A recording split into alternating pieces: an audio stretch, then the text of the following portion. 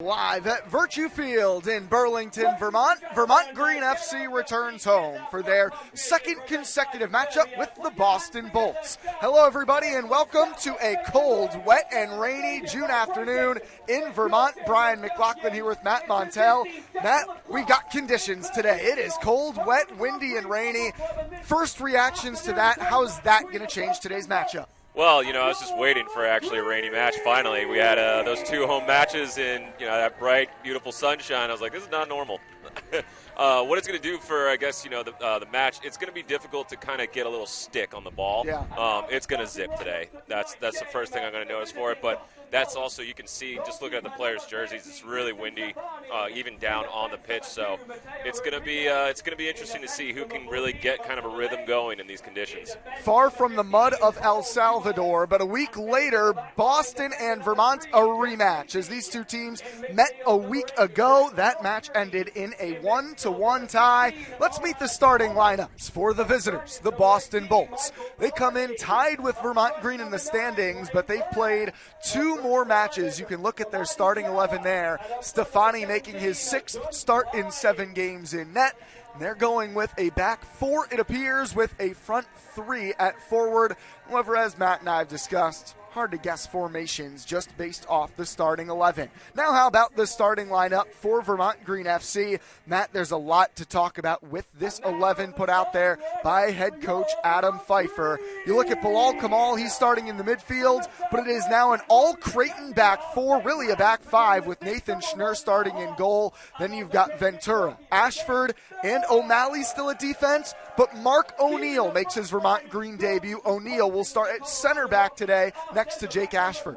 I'm really interested on some of these changes for it, especially I'm really digging seeing Kamal play as that center attacking mid. Other interesting point is the change to essentially having Messer now as the left attacking midfield. I think, he brings that energy, that engine, and I think it's going to be really interesting to see him going forward. And then Aitor Bjorgolfson, once again, back up top the starting 11. He's the striker. He started last weekend against Boston as well, but now Aitor scoreless over his last 4 starts. After scoring 2 in the season opener for Vermont Green, what are you looking for from the big man up top, Aitor Bjorgolfson? Bjorgolfson, I'm looking for him to actually bring the attack all the way up. We discussed how he can play with his back to goal very well, due, obviously to his size and his technique. Especially in a match, in these conditions, he's going to be integral to getting everybody up there together. It probably won't be as, direct as maybe the last home match that we had. So that's going to be the first thing I'm going to be looking for. As we are introducing the starting lineups, you can see right there on your screen. Follow along with us today. Use hashtag #UpTheGreen on social media.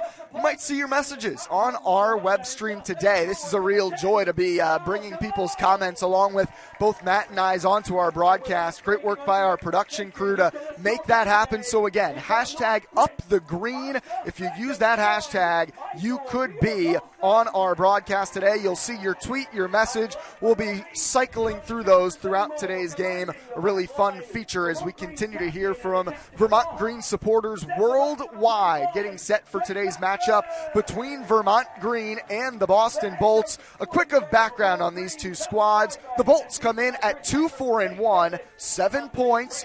They are coming off a loss on Wednesday, so again, short rest for these Bolts, while Vermont Green has had the full 6 days of rest since they tied with the Bolts 7 days ago. It was Nguebo who scored the lone goal of that matchup for Vermont Green, while a penalty kick late tied it up for the Bolts, resulting in that 1-1 split of the points. Matt, we're back here at home. We've seen a win here for Vermont Green. Last time out, they lost to the top team in the division, Seacoast United. Overall thoughts on where this team's at, 6th game of the regular season out of 14 total. What are you hoping to see as steps forward for them today? Well, I think, what we were discussing off air beforehand is, really Adam is figuring out his best lineup. And I think if you see the changes to, the starting 11, I think he's identified some positions and some players that, he's definitely going to experiment with a little bit. Kamal specifically at center attacking mid, that one I think is, he definitely notices the skill sets and what he brings. He's a very dynamic player. Messer being out that left again, that's going to be really interesting to see those wheels on there. I'm really excited for this match. How about you? Oh, I'm thrilled. I think Nathan Messer's move in particular from that left back all the way up the pitch. Now, it's worth noting at William & Mary, where Nathan Messer plays his college ball, he's listed as a midfielder/forward on their collegiate website. He was shifted to their back line midway through last year's collegiate season, but Messer's a guy who did produce for them. Messer in the collegiate year 2021, 4 goals and 4 assists. So I think that's a whole new dynamic that we have not seen to this top group. I think that's going to be fascinating to watch. And it's against the Boston Bolts defense, Matt, that has struggled. They've allowed 16 goals across their first 7 games. So I think that could be really interesting to see the attack today overall. Yes, sir. I agree. And then, of course, the conditions. Wind, rain, it's going to be slippery on this turf, and the ball in particular, we're expecting to really zip. Vermont Green in their beautiful green uniforms. That's Nathan Schnurr in the pink for the goalkeeper today. He's part of that Creighton contingent. They've got the full back 4 and starting goalie today. So the Creighton Blue Jays impact continues to make a difference for Vermont Green FC.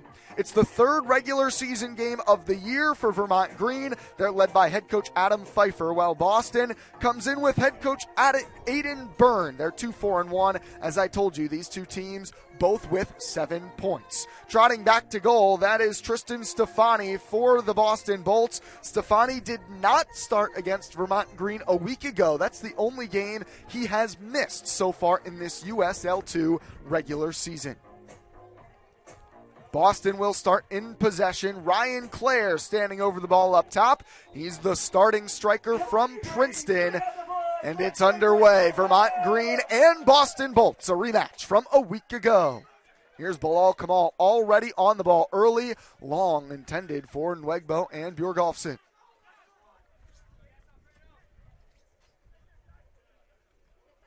Taken away from Bozalongo. And out wide it comes for the Boston Bolts. Jack Casey long down the left flank, intended for John Klein. Klein, part of a group from Holy Cross that is a big part of this Boston Bolts team. Holy Cross, just about as popular as Creighton for Vermont Green. Poor touch from Kamal. O'Malley loses out in that duel, but a blatant pass that was getting away, and it's picked up by Diba Nguebo. Recovering tackle made. That was a pretty play by Mamadi Gianni. So right away, you're already seeing players go into ground just due to the conditions. You don't want to slide tackle on a hot, dry turf field, but when it's, cold and rainy, game on. Jake Ashford all the way back to Nathan Schnurr. I just wish as much as we love the Virtue Field turf, I do miss the mud a little bit. I'd love to see these uniforms getting dirty, as beautiful as they are. Well, that's because you're a football purist, as they say. I guess. You like it on the real grass. Today is a football weather day. I feel like it's October a little bit in Burlington, not the middle of June. Plenty of room for Nguebo. He's got O'Malley out wide. Owen O'Malley, room to cross, intended for Bjorgolfson. It falls to Messer. Ooh. He couldn't get his laces through it. A missed chance there for the Green. He wants another crack at that. Oh, yeah. Nathan Messer moved up the pitch like we've discussed. That fell beautifully to his left foot. Just couldn't put his laces through it. Vermont Green's looking good so far in the first couple minutes. Applying pressure already. This team has looked dangerous in moments. Other times, still searching for that offensive chemistry. They've scored 4 goals in 2 separate games this year, but other times have struggled to find the back of the net. Gianna loses out. It's Kamal and Nguebo. Through for Bjorgolfson. Flag staying down for now. Aitor Bjorgolfson. Save made by Stefani. Bjorgolfson was in on cage, Matt, and could not finish, but that's another premier chance within the first 3 minutes. Yeah, especially noticing there is a lot of holes right now in that back line for the Bolts. Bjorgolfson not even actually having to post up next to anybody. He's just having space to run into. It's interesting. We expected it. It's been a clearly different looking team when Bjorgolfson is out there as a target forward. He's played back to goal. That's one of the first times, though, we've seen that speed and really open the stride. Yeah, he's a dynamic forward. He's not just a big man up front, kind of a battering ram in the attack. He's got all sorts of skill sets that he brings to the table. Ventura pushing forward again with Messer out wide. Great push forward from Ventura. He'll cross it himself. Nguebo, save made again. Kamal the volley, deflected. Bjorgolfson's there, and now a whistle comes in, going against Vermont Green. What a save from Tristan Stefani, stopping the Diba Nguebo header. It's starting to look like it's a matter of time. Yeah. There's blood in the water. Within the first 4 minutes, I think 3 grade A chances for the Green. Yeah, if anything, we'll be disappointed that we haven't put one of those in. Diba Nguebo maybe with the best opportunity right there, forcing a great kick save from Tristan Stefani. Through his 5 games played, Stefani's been forced into tons of action. He's made 23 saves coming into today through 5 games, and already a couple more added to his stat sheet. Into the 5th minute. Now the Boston Bolts playing out of the back. Here's Casey. That's a long ball, just touched by Ashford. Ryan Clare able to keep it in bounds. And O'Malley hammers it out of danger.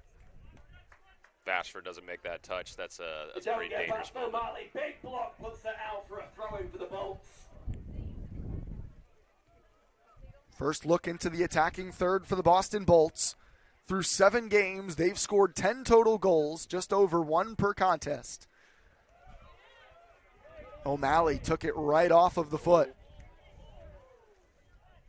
Ashford in the right place and bombs it deep for Bjorgolfson.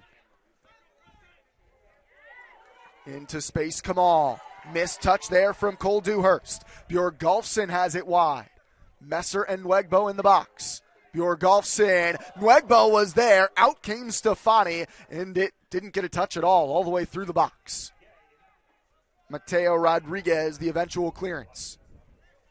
So now we can see Bjorgolfson also can cross. So he can play with his back to goal. Mm-hmm. He likes the ball in front of him as well. He can run, and now he can cross as well. Already, we've seen him in more dangerous areas than really that entire game against Blackrock FC when he started up top. Yeah, I think he's so far just 6 minutes into this match. He's going to like his chances of putting another one, on his record sheet.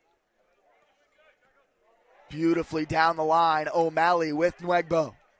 Diba Nguebo, early ball. Bjorgolfson's there. Good first touch. Can he lay it off? He's ripped down to the ground. A lot of contact. Good move from Nguebo on his left foot. Shot blocked. Kamal's turn to bring it down. Back to Bozalongo. And the Green reload with Ventura.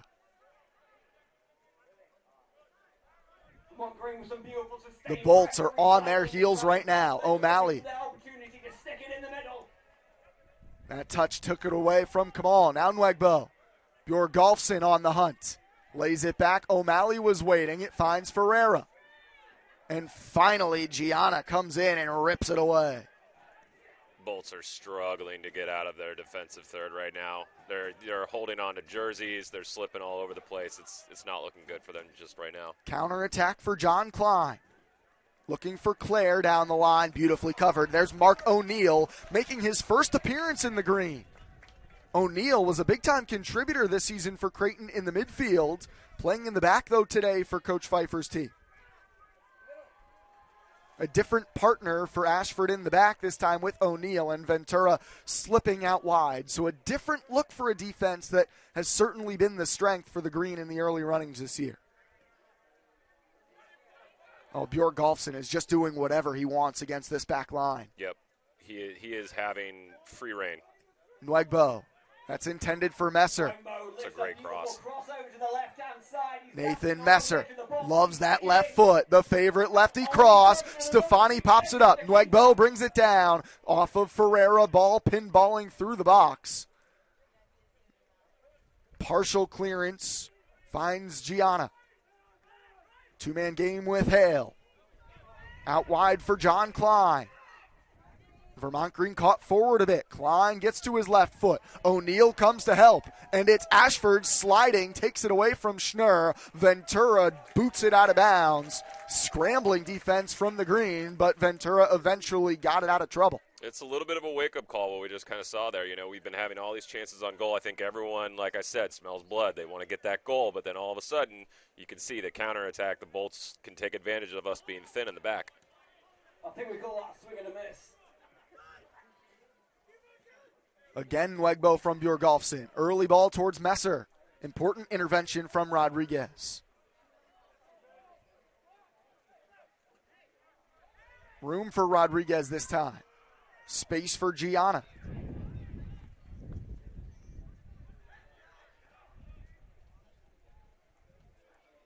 Schnurr gobbles up the early cross. This is Ventura venturing forward. We did not see much of this from him when he was playing center back the first few matches. But at left back, he's got that freedom. Yeah, he's got license to move forward and join into the attack. And we'll see how he kind of likes it. Ferreira towards O'Malley. He gets the friendly bounce. Tries to cut it back. Klein is there to take it away.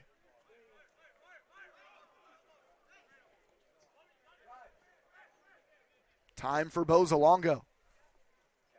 Messer.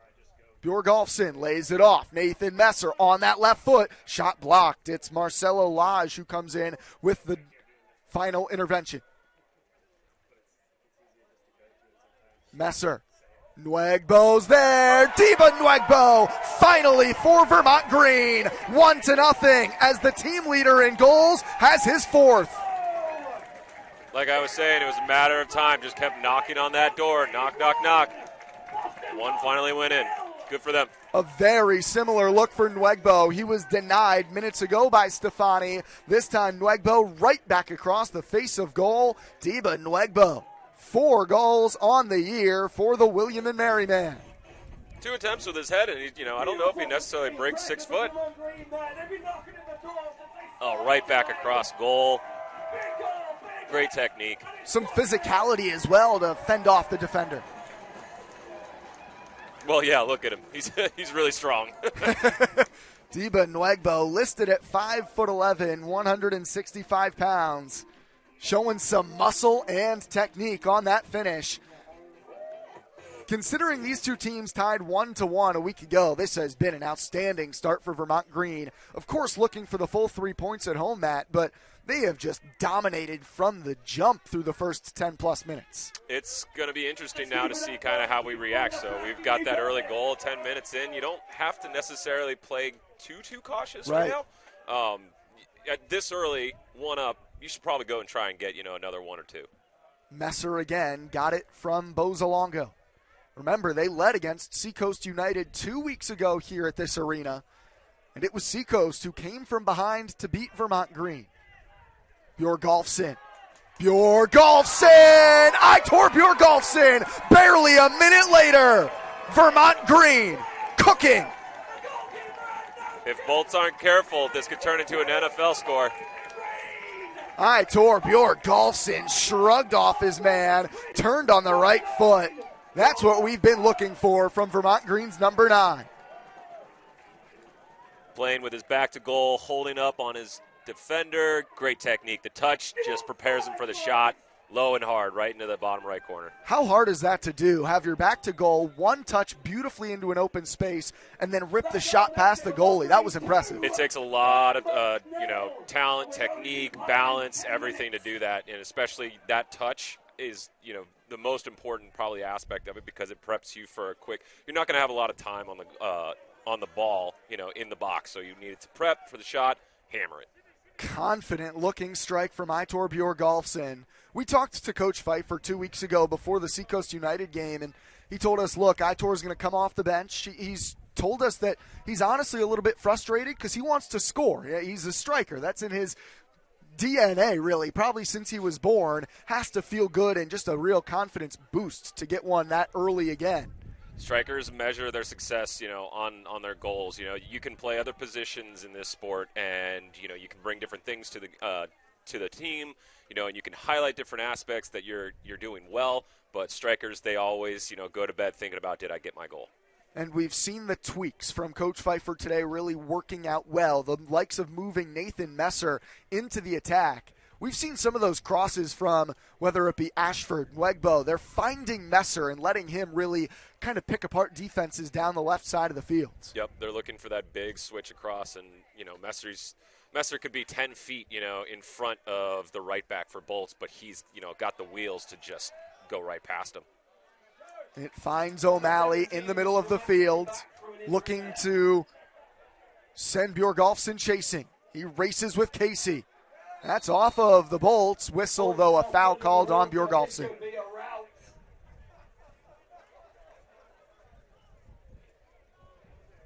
2 goals in the first 12 minutes for Vermont Green. Aitor Bjorgolfson with the most recent. Individual flashes so far, Matt. We've talked a lot about tactics these first couple of weeks, really trying to break down exactly what the coaching staffs are looking for. But with these teams that are together for such short periods, it really sometimes is just about moments of individual skill. Yeah, it's like we were talking about, kind of international soccer. A coaching staff is going to basically pick a basic system, a formation, and then look at his roster and decide, okay, strongest players in these key positions, and we put together a couple, instructions that give us, the best opportunities. But otherwise, it's such a short season and such little time together. These guys have to gel out there together. Look, there's a tweet we've got on screen, Matt. Goal for Aitor Bjorgolfson, back of the score sheet with a perfectly placed hit from Vermont Green FC. There's the tweet from the club. Aitor has Vermont Green up by a pair. Remember, use hashtag #UpTheGreen, and we'll be flashing those tweets up on screen throughout the course of today's match. I would imagine a lot of Vermont Green faithful celebrating through the first 15 minutes.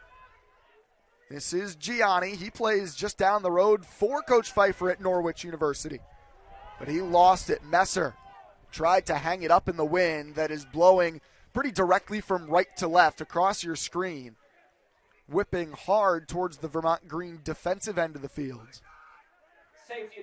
And folks, don't forget to let us know where you're tuning in from, especially if you're tuning in, outside of Vermont. If you're not local, we want to know where you guys are checking in. We really appreciate wherever you're tuning in from all over the globe. That's been a real blast to find out just where everybody's watching from and all the supporters of this fresh new club. I got family, in Perth, Scotland, Paris. They tell me they're tuning in. They're loving it.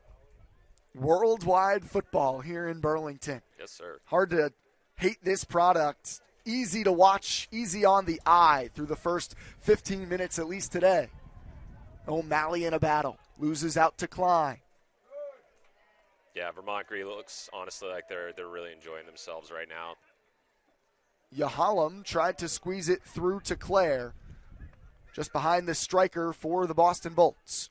This Bolts team and this Bolts club, they're one of the oldest football clubs in the nation. Actually, founded in 1986, they are the oldest club in Massachusetts. Oh, I didn't know that. Ferreira under pressure gets it away. So this is a historic club, but they're certainly on the back foot to the newest club in the USL 2 Northeast Division at the moment. Foul called as Gianna went down. Ferreira shown the yellow. Spicy tackle there, and into the book goes Rodrigo Ferreira. Dangerous spot for Boston. Yeah, there was a bit of hot sauce on that tackle. It puts them a little bit under pressure, too. This is the right amount of distance for whoever's going to take this to get up and over that wall. Holding the ball as of now, the 6'4" midfielder from Dartmouth, Ohad Yahalem. Now going over to scoop it up, Mamadi Gianna. They also have the wind. The wind at their backs on Nathan Schnurr's cage. Schnurr barking out orders for the 4-man wall, and it looks like it will be the number 9, actually, Ryan Clare. He's scored once this year, a Princeton Tiger during the collegiate season. Clare, deflected by the wall. I think that might have been Bjorgolfson. Yep, I think you're right. Wall does its job. Corner kick coming up for the Bolts. So he can defend now, too. Apparently. I mean, he's the man of the match for the first 18 minutes.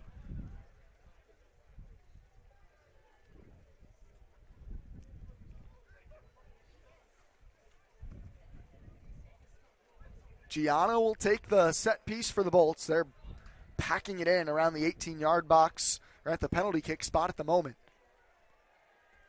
Looking to communicate. Gianna. Dangerous spot. Ashford got up for it, flicked it out for a Bolts throw. Now that you have a second, we were saying after the first, you keep pushing. They kept pushing. Does that change it all with a second goal?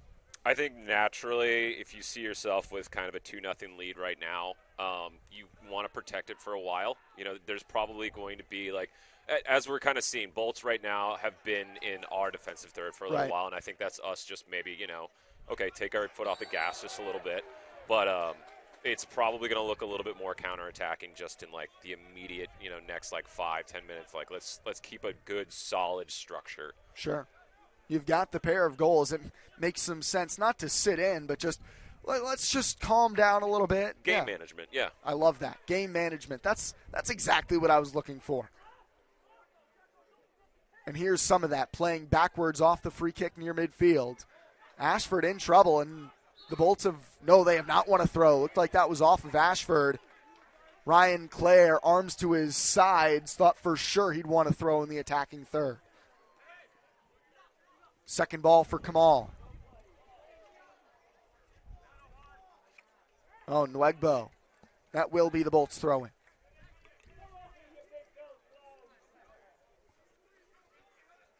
Here's the left back, Casey.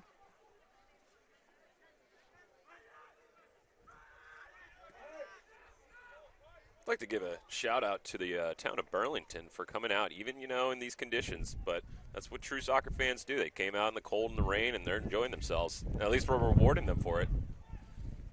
Shout out to Hunter Gwynn, supporting from Atlanta, Georgia. I'm sure it's a little bit warmer in Atlanta. But indeed, the town of Burlington has come out, and those who are here today have been really shown to a treat through the first 21 minutes. Owen Ferreira is down on the ground behind the play. He's motioning for a substitution. It's never good if a player goes down without contact. And immediately looks to the bench, cycling his hands. I would imagine the immediate position for position replacement today, we could see Ryan Comby. We could also see Jack Clardy. Both play in that defensive holding midfield position. Ferreira's a guy that's a big loss potentially for Vermont Green. He started every game this year for them, and now is even struggling to get off the field. Yeah, it looks like it has something to do with his toe. Not sure if maybe it got, stomped on one of the corners, and now it's just it's starting the residual effects are starting to show. Just in the 22nd minute as well, an early potential loss. I believe just based off appearance, it looks like Jack Clardy, the man warming up, could also be Charlie Adams. Does play midfielder, although normally more of the attacking variety. Yeah, I think it's going to be Jack, just the way that he's warming up. That's getting ready to hop on. Yeah. Ferreira is walking off under his own power, which is a good sign. Hopefully it's nothing too serious. It's just, precaution.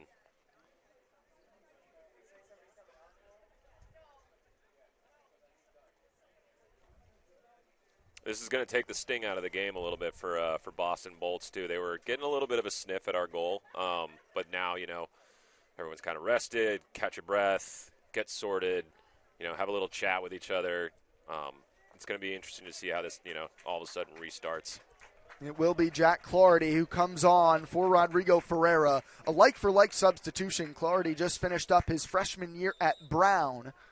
He'll play that defensive holding midfielder position alongside Alfredo Bozalongo. Off the restart, Boston Bolts in possession. Although O'Malley just took it right away from Ryan Clare, looking for the whistle. Rodrigo Ferreira is number 30, Jack Clardy. Gianna pushed to the ground by Clardy, and his first act of the day will result in a Boston Bolts free kick. He got one pass off. Got one. Okay, I missed his one pass. My mistake, Jack. Sorry about that. Although he would quickly retort he did not think it was a violation on his part. It was a little bit soft. I'll give him that. Another look for the Bolts. Look for this ball to come in on the back post. Number 14 for the Bolts, the big man. Intended for him, and it ends up sailing over the top of everybody. This Bolts squad does have major size. Their two center backs, Dewhurst and Lodge, listed at 6'2", 6'5", respectively. And they've also got 6'4" Ohad Yahalam in the midfield. So this is a group with major height. I would expect they will be dangerous on set pieces. That was a bit of a waste on the take from Jack Casey. Launched towards Nguebo. It's difficult also, though, for those tall, big center backs to play against players like Kamal. Counterattack does get snuffed out by Lodge, getting back defensively. What makes it tough to play against a smaller player like that if you do have some height? Usually, the smaller players, they have a little bit more finer agility. Their touches on the ball are a lot sharper, a lot cleaner. It's the difference between being big and tall and having, a little bit less balance than a smaller player for it. So they can be really sneaky. That ball did go out beyond the end line, and Vermont Green will have a corner kick. Bozolongo trotting to the corner flag. He'll be the man to take. This is where, we've seen Bjorgolfson go up in the midfield for some early headers. I think he's probably sniffing a second, trying to make it a first-half brace. Ashford and Bjorgolfson, the likely targets. Bozolongo took a bounce before deflecting eventually to Ashford. That whistle going against Ashford and the green. To me, when you see a ball, off of a cross as a defender, if I'm looking at the form of essentially Bolts' defense, it's never a good sign, and it's a sign of low confidence when a ball just goes completely across uncontested. Because the side of a defense in form, you're attacking those balls, right? Yep, exactly. You as the defense want to be first to that ball. There's a lot of talk about attacking players being in good form. How big of a issue or how big of a potential impact can form have on defenders? Oh, it's just how you would be low on confidence as like a striker if you're going through a dry spell. If you notice that you're just leaking goals like week in, week out, it eats away at you for sure. You have to chip away at it in practice and just slowly build yourself back up. This Bolts squad has been one that has leaked goals at times throughout the course of this year.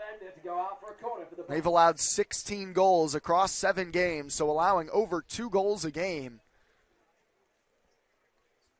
But they've got a corner kick in the 27th minute of the first half.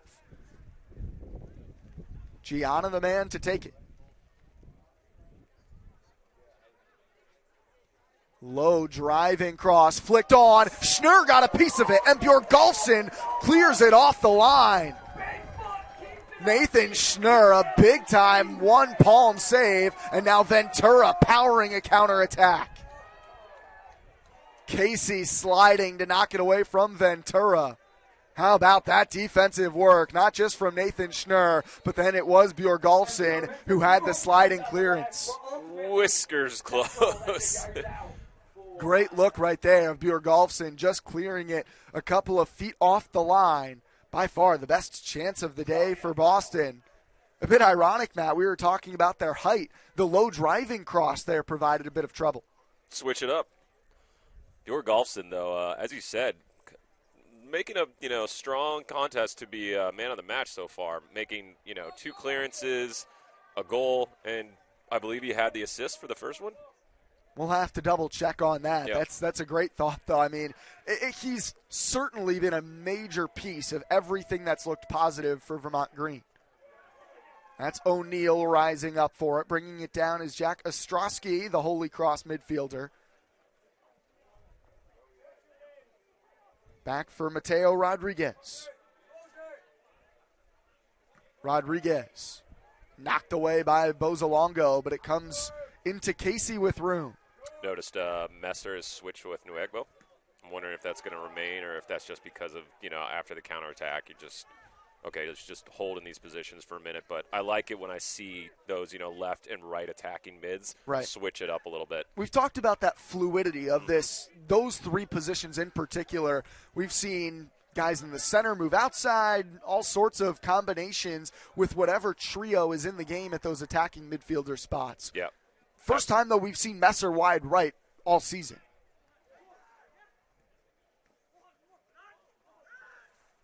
Flaherty pressuring. Yahalem back to goal. Casey forced backwards.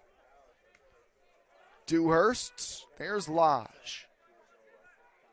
And Rodriguez. Some sustained possession for Boston, maybe for the first time all day. Space for Claire. Gianna is wide. Going one-on-one. Gets by the first man. Cross comes in right through a couple of bolts. That's one that'll get some goosebumps on the Vermont bench. He's furious. That was an absolutely perfect ball across. Somebody just needed to literally sneeze on that ball. Did not get the final touch.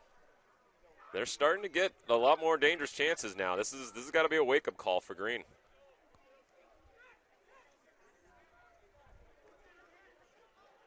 O'Malley, an important touch. Got it away from Yahalem.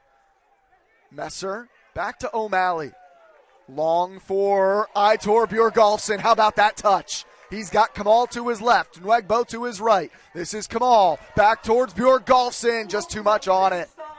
That wet turf might have caused the final pass to be off by just a half centimeter from Kamal. The skill from Bjorgolfson, though, to unlock that play. Really an impressive first touch to start the break.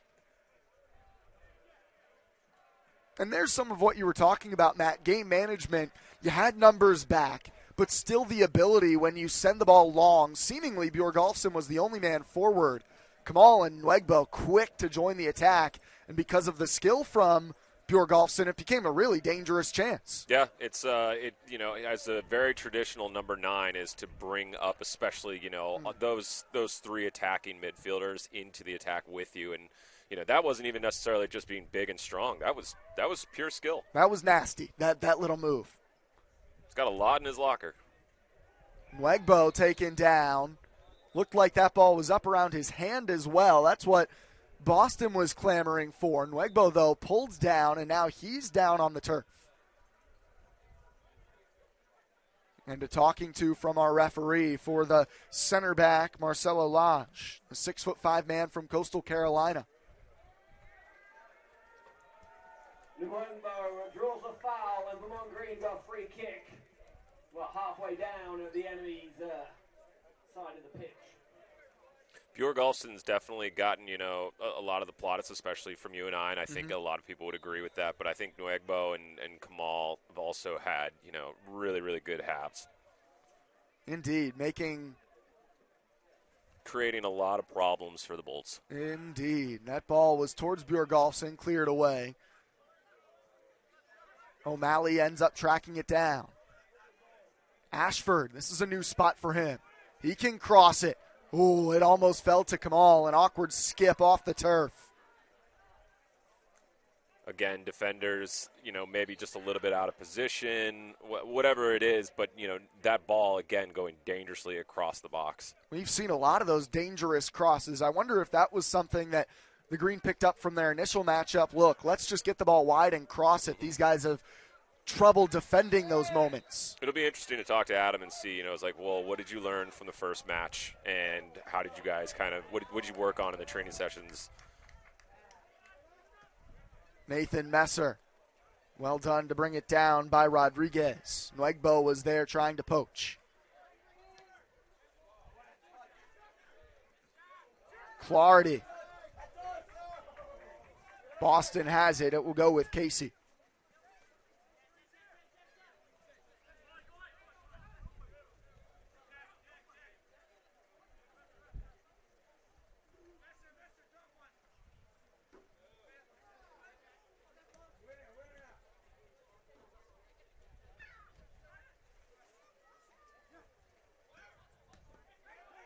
Space for Yahalem. He switches the run of play out wide for Michael Baliani. Rodriguez, after Baliani got taken down. Into the middle for the striker, Claire. Rodriguez. Gianna. Good burst to get around Nguebo. It's good defensive shape from Green, though. We could hear, I think it was mostly Jake Ashford communicating throughout that entire possession. It was really, again, some of that probably comes from the back four all playing together at school, but you said it, well organized. That was exactly, I think, what Coach Pfeiffer's looking for from his defense. Oh, and how about that from Bjorgolfson? O'Malley on the chase. And Vermont Green has the throw in. Messer and O'Malley pushing forward. But just to highlight what you were saying, yes. Messer, Nguebo's there, but going up for it and making the catch is Stefani. The goalkeeper, or your center back, and Ashford, yeah, he's the captain, so he should be probably the most vocal player on the field. But as center backs and, especially goalkeepers too, where you just see everything in front of you, it's your job to actually, organize your team and communicate with them. And especially with a lead, not that it changes too much, but I feel like the spotlight is even more on him now. Ashford is, thinking about a clean sheet right now. I kind of love that. If he's already thinking about it, you've got the 2-goal lead. Of course, he's probably thinking about the clean sheet when he wakes up in the morning, but now that you've got the lead, even more so, I guess. Right. You got 10 minutes, manage this game, get to halftime, get hydrated, get a snack. I don't know. Talk to Adam and the coaching staff. Maybe get dry a little bit. Yeah, maybe get dry. It has been a consistent rain pretty much all day here on an unseasonably cold day in June. I was talking with somebody earlier, Matt, and they said, this feels like just a normal day in Liverpool. Yeah, pretty much. This is UK weather. Yeah, all year round. This is what it feels like to play in the Premier League, boys. Yeah, it's, playing in this weather, it's, there's no better feeling than winning in the rain. Yeah. It feels like you just, won battle. And there's no worse feeling than losing in the rain. Well, right now, Vermont Green holding a comfortable 2-0 lead as it stands. Diba Nguebo and Aitor Bjorgolfson scored within about a minute of each other in the first 12 minutes, and Vermont Green has controlled the vast majority of this match since. They're definitely gelling, those two, Nguebo and Bjorgolfson. And I think they've been both on the score sheet. They're now 1 and 2 on the team in goals. But they've been pretty clearly, from what we've seen, the most dangerous duo all year. Yeah, I've been seeing them link up their passes together too, That's Bjorgolfson going way up high. Whistled for the foul, though, as he clattered through the back of Ostrowski. Oh, now it's getting spicy. You can't touch somebody's neck like that. Bjorgolfson and Gianna, the two coming together. This Boston Bolts team does have 2 red cards throughout the year. Both came in the same game, a game that they won. So far, nothing out of the pocket right now of our referee as Ventura continues to try to calm everybody down. Bolts need to be careful here, though. You're already 2-0 down. Right. You need to think about a game plan. You don't want, a silly sending off. Of course, the same can be said for Vermont Green. You're up 2-0. No need for anything silly at this point. You've got the 3 points in your pocket as pushing and shoving continues. Ashford now in the middle of things having a word with people. I didn't see what initially started that outside of, I think Boston was trying to play quickly and Bjorgolfson got in the way. Yeah, it's just a little tiff and everyone's just going to push and shove a little bit. That's what players do. Agreed.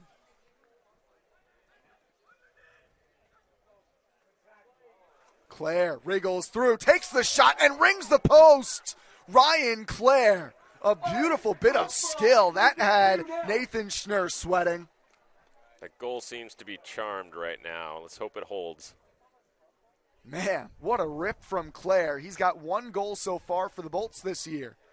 That would have been something. That's the weather, and that's what, a wet surface is going to do. You can have those shots. It took 1 little skip off the ground, and that's a hard one to read for a goalkeeper. The Bolts have now threatened a couple of times since going down 2-0. Gianna Rising up was Lodge. It got ticked away.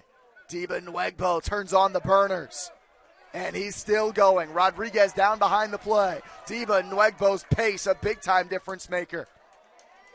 Looked to thread it through for Bjorgolfson. Bilal Kamal irate behind the play, but now a yellow card coming out and being shown to Ohad Yahalem. It's a great drive from Nguebo. And it was just a little bit ill-timed, but I could see what he wanted to do. Him and Bjorgolfson, they were both definitely trying to connect. You can see just out of your screen there was the foul that came after Nguebo got the ball off of his foot. He got the two-handed shove. I think a pretty obvious foul, and where they are on the field's pretty clear yellow as well. Here's another look at the drive from Nguebo. Release and shove. It's a cheap, as they say, a cheap foul to give away. Rodriguez down on the turf, behind the play now. That's what's holding up this free kick. He was the one in the foot race initially with Nguebo, and Nguebo just was able to turn the corner. Looked like he came up a bit lame after that foot race. And now this Boston Bolts team that only traveled with 14 players, Matt, they have to bring one of their 3 off the bench in the 40th minute. Wow, they are thin, no kidding. Thin to say the least. Just 25 players on their overall roster and only traveled with 14 today. I'm wondering if that's, if that's intended. Was it just because, I don't know, you don't want to bring 2 buses? Or I did see, like, one of the coaches there, but it wasn't, one to bring 22 players. Yeah, I'm not sure. We'll get you that substitution in just a moment. Rodriguez has been playing right back for the Bolts. Very curious if Bozolongo is going to take this or Kamal, but it's going to go in that back post, I think. Still waiting officially on that number of the new Bolt. This is Bozolongo.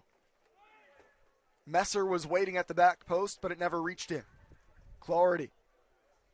And there's Messer with Ashford. Like a slingshot now, the green reloading. O'Malley, he loves to attack the cage. Owen O'Malley loves that right foot, and he loves to dance with the ball at his feet. Finally forced back. Bozolongo can reload again. Towards Bjorgolfson, an important stab came in to knock it away. Nguebo tangling with Gianni, and it is Diba Nguebo. He takes the shove in the back, and it's a green free kick. It's getting real chippy now. You've got 5 minutes left, maybe 4 minutes left in the half. The substitution was made for the Boston Bolts, coming off number 2, Mateo Rodriguez, for number 10. I think Green like their chances of making this 3-0 before going into the half. I would not disagree. They've got at least 4 minutes and counting. Yeah, and what we were just seeing there in that replay, too, just another silly, unneeded foul for the Bolts to make. I believe off the bench there is number 10, Alex Sturenberg. We did not get an official number 10 on their travel roster. However, Sturenberg did not have a number next to his name, and we do know he's here. So, Process of elimination, I'm going with Sturenberg. I apologize if that is not Alex. Nonetheless, number 10 in there playing defense for the Bolts. And a dangerous free kick chance for the Green. This time, Kamal down low. Nguebo the touch. Got a thick piece of it. I think he was going for the flick. Clarity, an important touch. But now Long and plenty of room in front. John Klein racing after it. Klein has Gianna in the middle. Closed down Ventura, but his cross easily handled by Nathan Schnurr. It was really good recovery from Green, though. That looked like 3-on-1 for one moment there, and then all of a sudden you saw everyone get back in. That's what you need to see.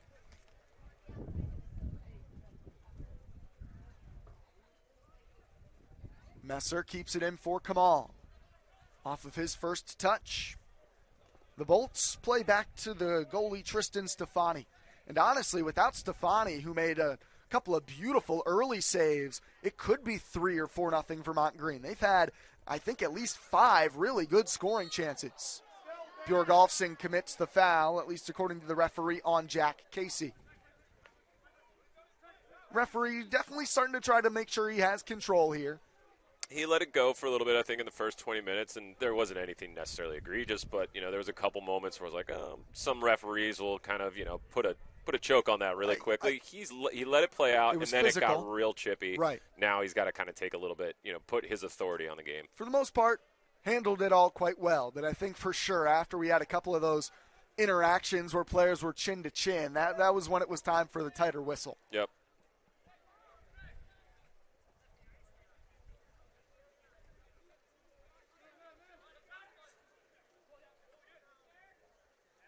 Pretty give and go for the Bolts. Long ball from Yahala. Oh, what a ball. Gianni brings it down. This is their best build-up.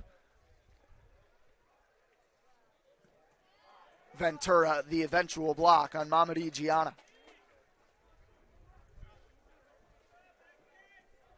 The Bolts have been dangerous, though. They've certainly had moments where they could have put the ball in the back of the net, ringing the post once. Yeah, they break quick. Oh, bad turnover, though, and Kamal has it. Bjorgolfson offsides for a moment. Great recognition by Kamal. Now he's back on sides, and Kamal threads it through. Aitor Bjorgolfson tried to hit up Nguebo, but it was just a step in front of him. Still numbers forward for the Green. Nguebo.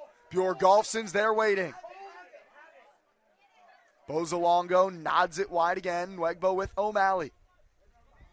Still time for the Green late in the first half, looking for a third. O'Malley was trying to get to his right foot, well scouted. But now can he turn the corner on Klein?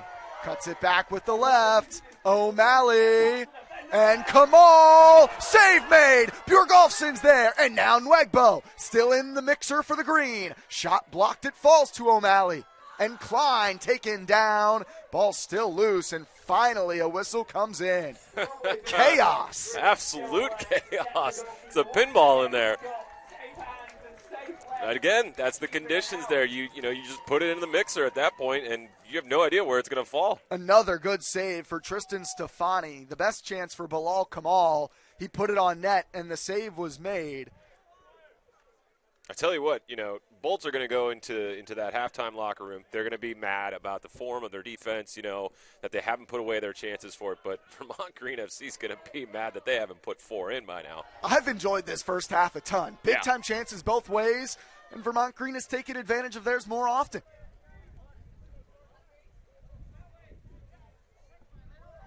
Both keepers have been forced into important saves. Both defenses have had to step up in dangerous moments. O'Neal towards Messer, and Ventura does feed Messer. Is there another gasp for the Green late in the first 45?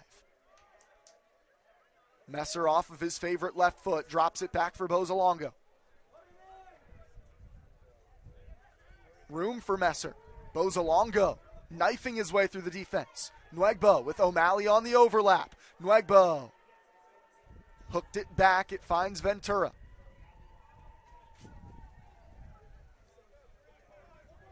The rain continues to pelt down here in Vermont. And eventually it's cleared by Marcelo Lage all the way back to Schnur. No real rush for Schnur on the restart. Vermont with tons of numbers forward. Bozolongo.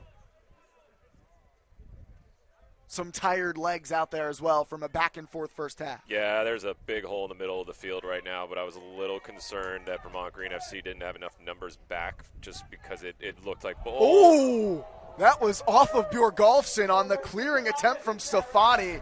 That would have been true madness. Again, they're gonna be furious that they're not up 3-4-0.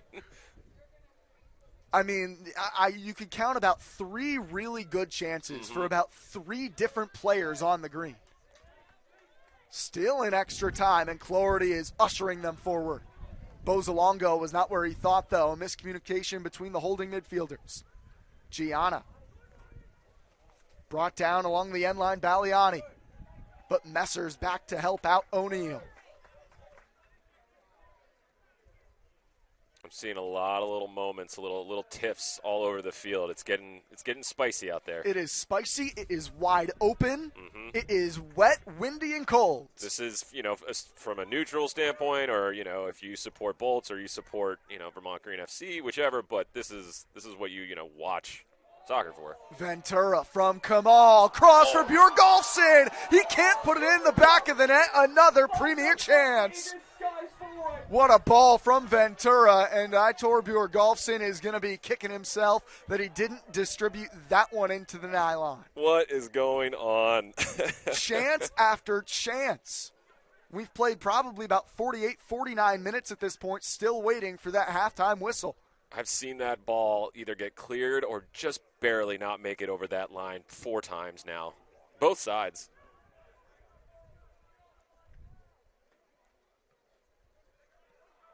This has been a wide open first half.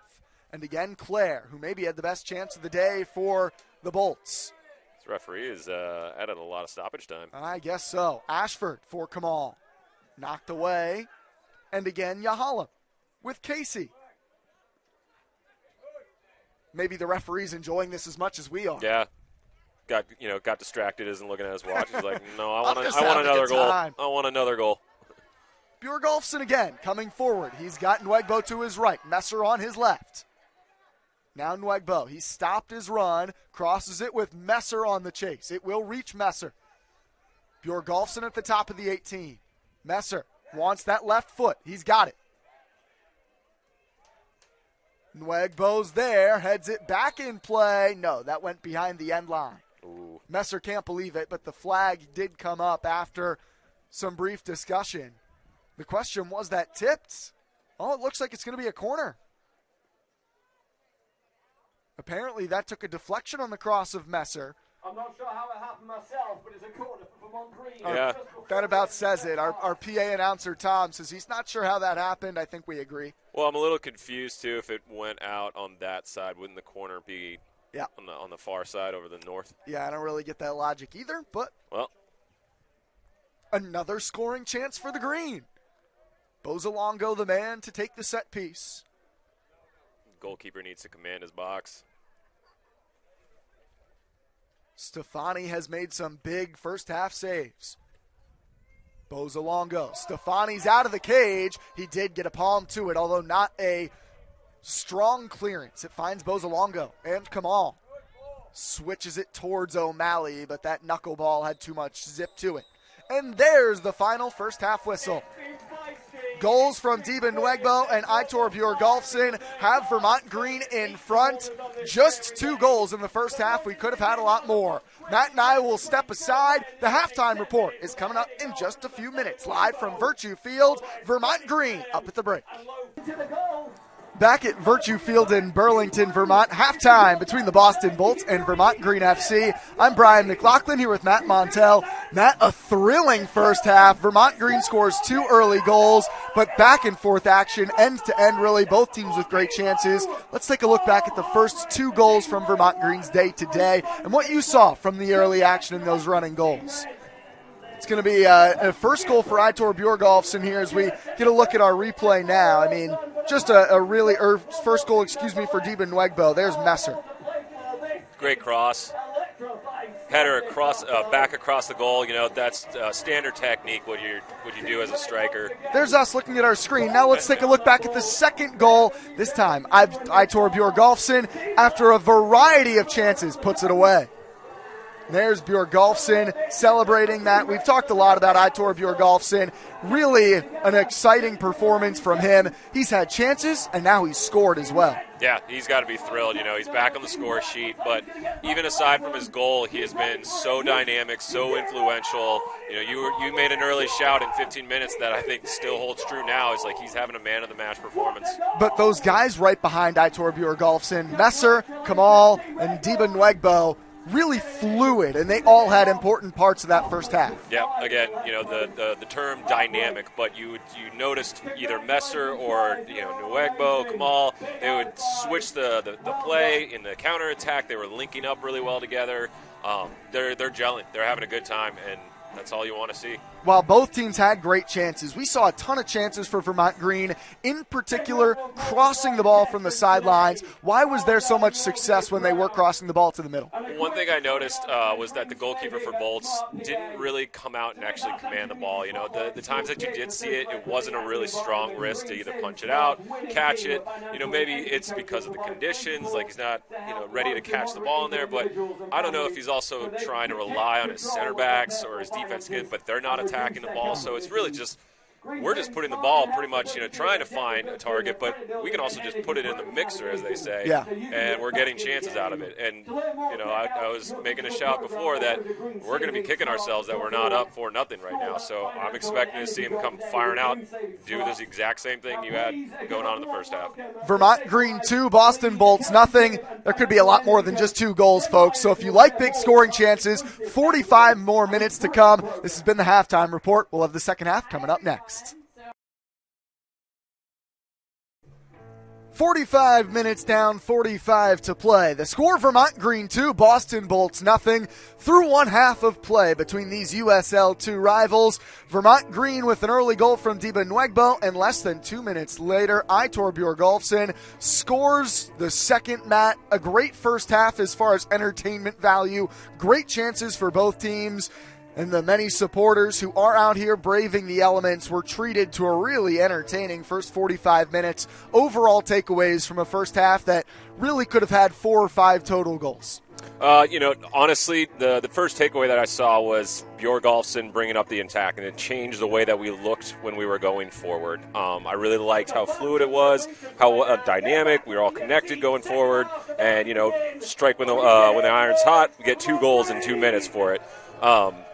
What I'm going to see for takeaways from the first half was really strong defensive performance. Dudes, like, yeah, there was a couple chances for it, but otherwise that was really good form. And, you know, the captain Ashford leading that line. Wet and wild first half at Vermont Green FC. That's exactly what Vermont football looks like. Keep it up, boys, from Matt Merkine 33. Again, if you use hashtag #UpTheGreen, we might show your tweet might show the tweet on screen here, and we'll read it out loud. I mean, wet and wild first half, that's Vermont football. Could not agree more. Now go get some more goals. They looked dangerous throughout the entirety of the 45 minutes. As of now, I don't see any changes for Vermont Green. It looks like the same 4 at the back with Jack Clardy off the bench, Alfredo Bozolongo with Clardy in the midfield, and the same 4 up top. That's Bjorgolfson for Nguebo, but coming out of the cage and quickly scooping it up is the keeper for Boston. That's Tristan Stefani, who was forced into, I'm sure, more action than he would like in the first half. Yeah, I think Adam in halftime is going to have a message to these players, like, go get that 3rd and that 4th goal. Sure. This is a team that scored 4 goals 2 different times this year in their early season wins at Boston City and against BlackRock FC. So the explosiveness is something we have seen from them at times.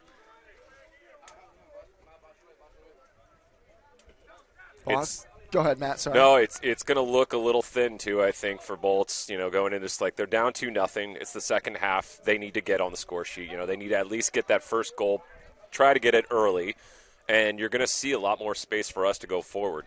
2 teams that, not to totally bring up the playoff picture less than halfway through the year, but they are inside the realm of possibility of making the playoffs. Top 2 teams in the Northeast Division automatically register for the USL 2 playoff hunt. The question then is, will the 3rd team in the league make the playoffs as well, Matt? Listen to this. When you're comparing who makes the playoffs from the Eastern Conference, the top 2 teams from both this division and the Metropolitan Division automatically qualify. But then you take the team that's in 3rd of either division and compare their points as long as they've played the same number of games for that final playoff spot. So there's a chance the top 3 teams in this division do make the playoffs. And as of right now, that's kind of where the Green are sitting, in range for that number 3 spot, trailing Western Massachusetts and Seacoast United. Not to totally blow you away with a playoff hunt conversation through 5 games. No, but I'm about it. Starting to look in that direction as the Green continue to play high-quality football. Listen, you're the guy that does math. I don't do math. Well, I don't do much math, but I'll do it when I need to. Messer with Ventura. Those two up the left side have been dangerous. Back for Clardy. Finds space for Ventura. He'll drive forward towards the end line. Ventura towards Bjorgolfson. Taken away from Nguebo at the back post. There was a stronger play from Stefani. You were a little critical at halftime of how Stefani was coming off his line. Yeah, that's a good sign right away. You know, he's like, okay, go get your paws on it and keep a hold of the ball for one instead of punching it out. Easier said than done in that sense in these conditions, as wet and sloppy as it has been. Now a long ball forward from Boston. That's sent by Yahalem. Flag was up, though, on the far side of the field as John Klein was behind the back. I'll be interested to see if Ventura actually gets forward like that again for it. I think that was kind of one or maybe once or twice I saw in the first half, but see if, you'll be able to tell what the instructions were at halftime if you start seeing our left and right backs really getting into the attack. That's O'Malley and Ventura. O'Malley wide right and Ventura on the left. Kamal in the midfield has it taken away by Yahalem, combining with Gianna. In the back four of Boston, play it back to Tristan Stefani.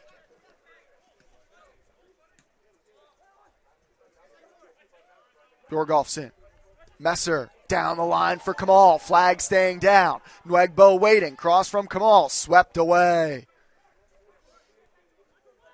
Cole Dewhurst, the man who made the final play on the ball. Kamal almost was able to poke it to Nguebo. Kept in nicely by Claire. But O'Neal and Ashford, the two of them combine and end up earning a goal kick. That's really great positioning from the captain. Ashford, he's covering essentially if one player is going to go and put that kind of pressure on, be very close to the player that they're marking, it's up to him to kind of be a little bit staggered and cover that space in case he does get beat for it. How do you get better at positioning as a defender? Is that something that's so natural to him that he just instinctively knows where to go? Time. Good training, being part of a good program. Good coaches will help you as a defender. You don't want to be going to ground. You don't want to have to put in these hard tackles all the time. Good defenders should kind of be able to read where the ball is going to be. I think that's one of the reasons you've been so impressed with Ashford. When have we seen him in the wrong spot? Yeah, I never see him look very fussed. He looks very calm when he plays. There is no fuss in Jake Ashford's game. No messing around with him. Here's Ashford wearing the captain's armband. He plays it forward for Clardy. Need to make a bumper sticker. No fuss. No fuss. Jake Ashford. Foul called on Nguebo as Vermont Green was trying to go on the rush. I love that. And a yellow card shown to Deba Nguebo, so he goes into the book. Yellow card for Vermont Green's number 7, Nguebo. Yeah, it's one too many times for everyone out there, so I think the ref isn't going to, give it another 20 minutes like he did in the first half. He's going to actually put his, authority and stamp it.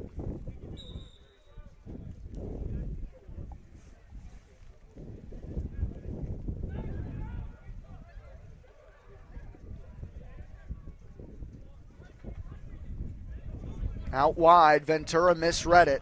He'll race after with Baliani.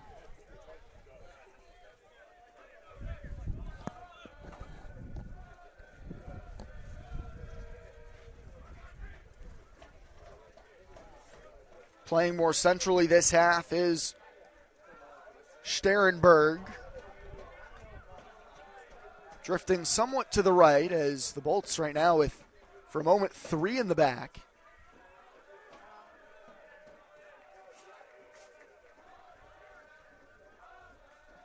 I'm curious if they're playing through the back, so they're going to, they're almost looking at a 3-5-1. Yeah, Sterenberg was in the first half when they had that pretty clear 4 in the back. He was playing after coming in off the bench wide to the right. Now he's definitely drifting up the pitch more. Bjorgolfson tracks it down. Kamal and Messer both in the 18. All the way back from Bjorgolfson to O'Malley.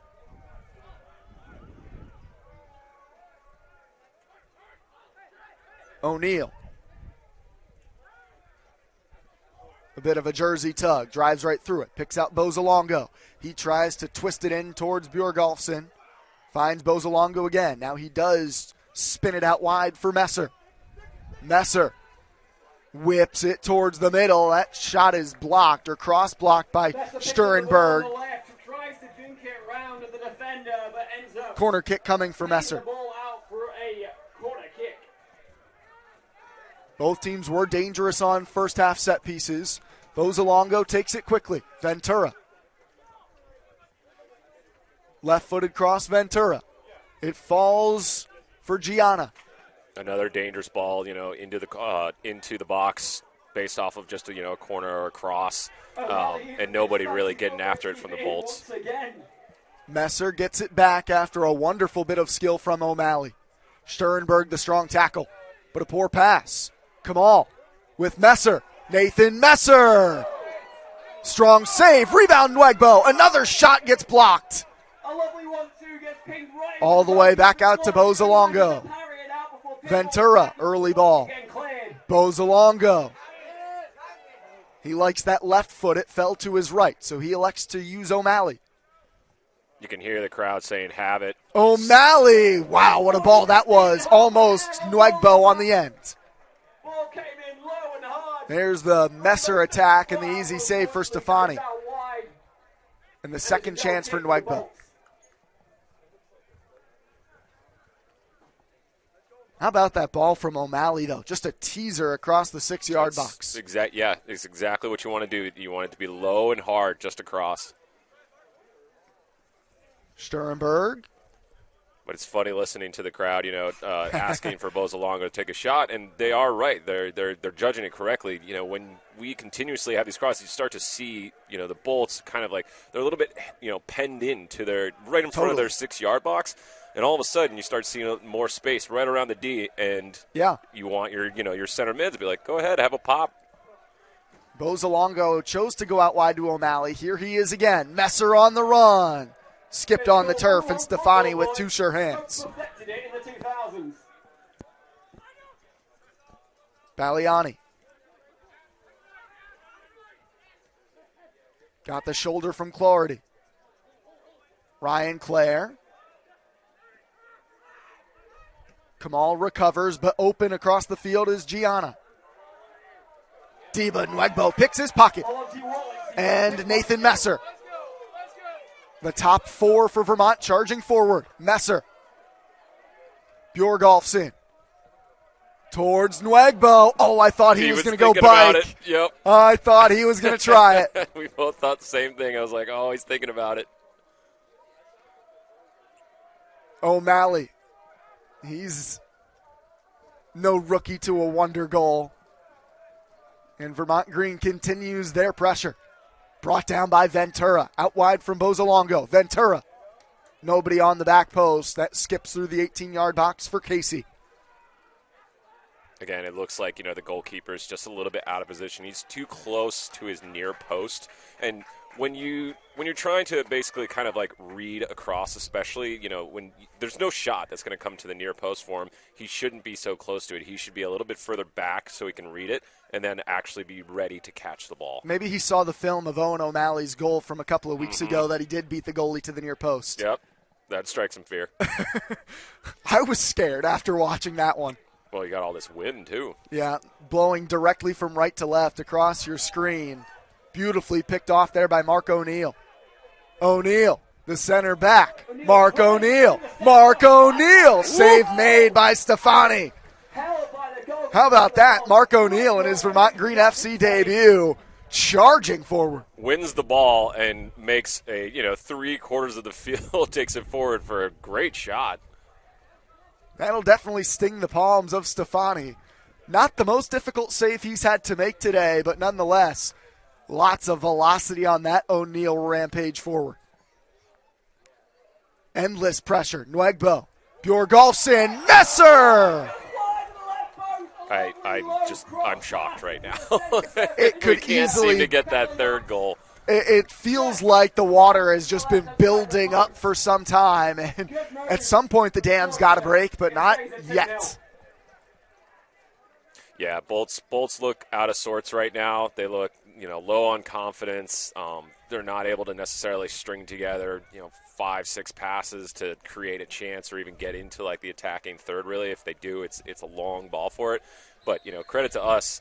credit to Vermont Green FC that they're able to actually put together these attacking plays, and they're looking really, really dangerous. Well, it's as connected, I feel like, as we've seen the offense look. When they've got the ball, we've seen the last couple of matches, the final pass was lacking. Now the final pass is there. They just haven't quite had the finishing yet. Mm-hmm. Still a step in the right direction, though, it feels like. Yeah, Adam and his staff are going to be really happy with what they've seen so far in this second half as well. Can you attest much of that to moving Messer forward? We've seen him at the back so much, playing attack, or more in the attack today, has provided danger. It could be. It goes back to what we were talking about at halftime, but it's really those three. And Nguebo and Kamal, all three of them are dangerous on the ball, and I think Bolts are struggling to kind of deal with that. But then it makes it even worse when you have somebody like Bjorgolfson, who isn't just a big battering ram of a player. He's got little feet, as they say. He can keep the ball very close. He's got a good touch. He can flick it on. It's the whole package. And he's had it on display today. This is Nguebo who's brought it down. There's the battering ram style of Bjorgolfson. He can do that too, to say the least. Oh no, he's a terror to mark. And Clardy just launches it out of play.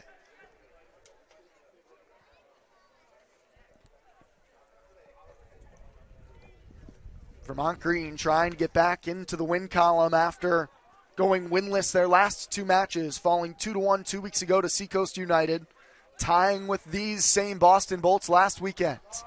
O'Neill and Claire in a battle. Claire forced backwards, but he finds Ohad Yahalem. Picked up by Bozolongo after it was taken away from Baliani. Bozolongo, long towards Nguebo. There are the wheels, but smartly out of the net came Stefani. That time he came off the line quite well. Yep, it's better. That's what you want to see. He's reading the game a little bit better now in the second half. Comes out for that, clear it. Bjorgolfson got fouled. Foul was called on Marcelo Lage.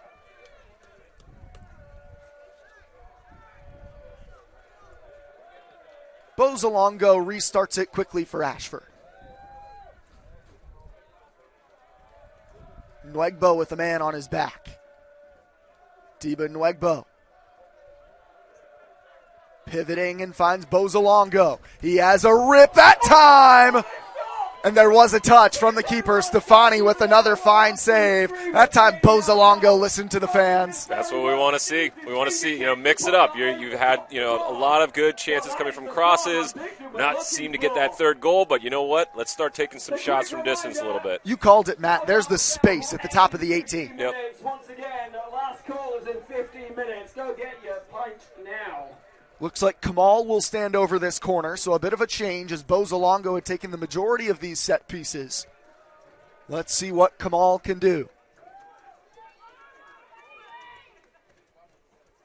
To the back post, it's Ashford! Just wide again. Jake Ashford with the most recent sure-to-be goal that was not. Great cross, good header. I'm at a loss for words. It's starting to feel like it's a curse, almost. If you want to say that. It's like, why can't we get this third goal? It's going to take an ugly one. It's going to take just a weird bounce, isn't it? After all these beautiful build-ups and great chances.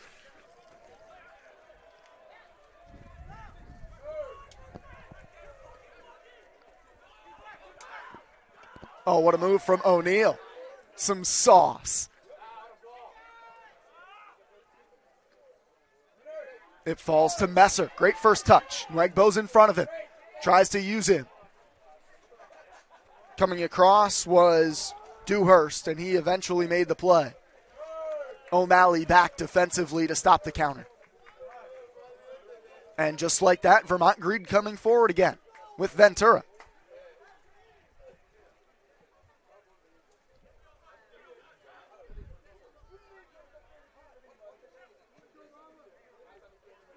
Wedged out wide by Clardy.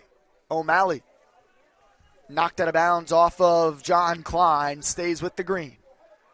Nguebo. Bjorgolfson tried to take it with him. O'Malley. Flag comes up. Klein took down O'Malley, and another green free kick. But even before the foul, you're starting to see Vermont Green FC really zip the ball. You can see the weight of the passes. They're firm. They're not too strong. They're not, hurried or anything, but there's a confidence right now building. You start to see a little bit of a rhythm going. It is a confident group from numbers 1 through 11 out there at the moment.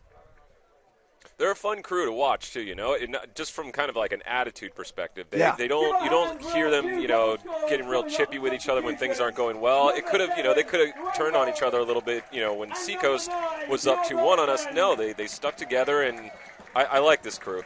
Hard not to, especially leading 2-0. Bjorgolfson and Nguebo check out. Ryan Comby checking in. And I believe Charlie Adams waiting on that confirmation, or is that Matthew Gonsalves? I think it's Gonsalves. Gonsalves, yeah. Good call. Yep, Comby and Gonsalves join the attack. To the back post, it's Comby there. The ball from Bozalongo, just too much. That would have been a heck of an entrance. Well, those two are in there because I think they want more than the 2 goals. They've seen a great performance from Nguebo and Bjorgolfson, giving a couple of the other guys on the bench a chance to find that third.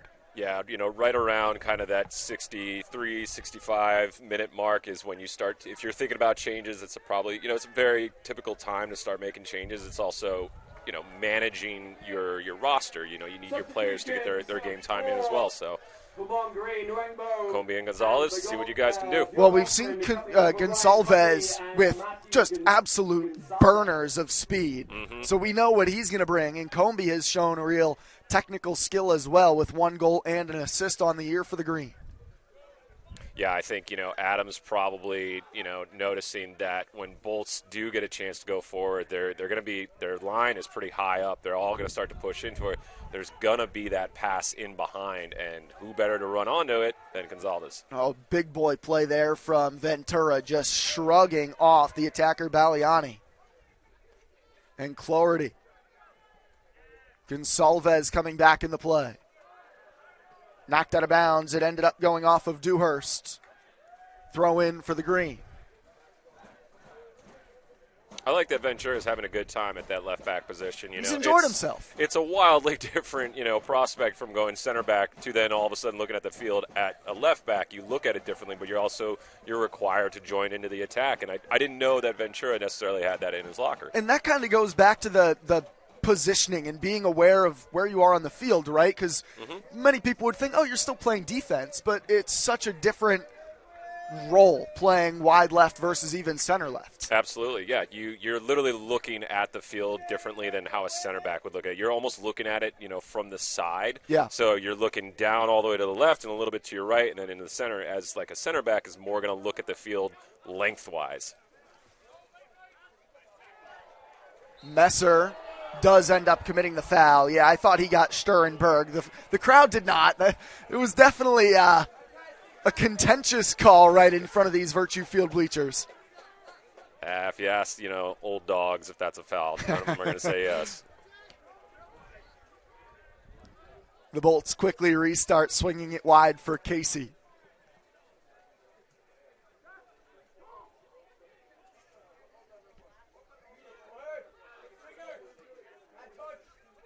Sturenberg, same matchup with Messer. Awkward ball to handle. Sturenberg. Lodge. That's good play from the Bolts, though. Playing out of pressure like that. One of the first times we've seen them do that. More of that from them. Ostrowski. Dewhurst. Outside of the foot down the line for Klein. He's yanked to the ground by O'Malley. The two of them have been going shoulder to shoulder often. Trying for the quick restart with the Bolts. They'll have to walk it back. Yeah, it's a little too far out for a cross. It's going to be a wonder goal if that, connects into. Just trying to bomb it down into the dangerous spot and hope for a good bounce. Hard to pick anybody out from this distance. Yeah. Yeah.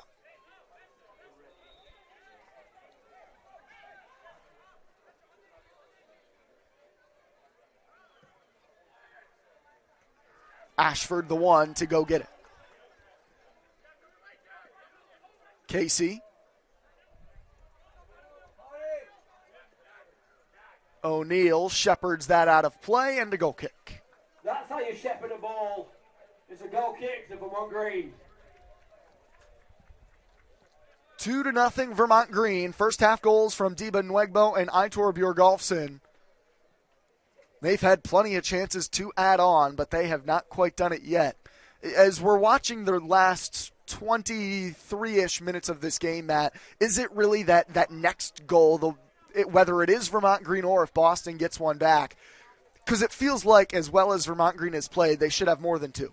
Yeah, I would say, if it's still just 2-0, at the 75th minute, I'd say, it might look a little bit less in the attacking sense. Yeah. You might start to see us hold back a little bit. Maybe our two, center defensive mids start to sit back a little bit. But if it goes to 2-1, if Bolts get a goal back then, I'd be very curious to see the character of Vermont Green FC. Do they, try to get that 2-goal lead again, or do they kind of, all right, that's it, let's set up shop and totally lock this in?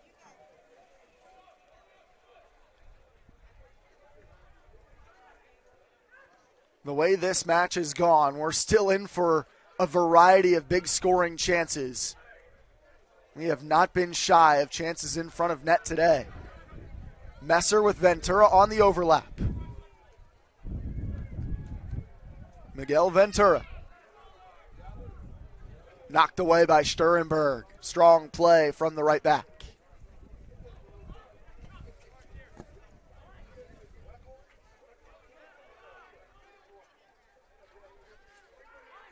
Messer providing pressure.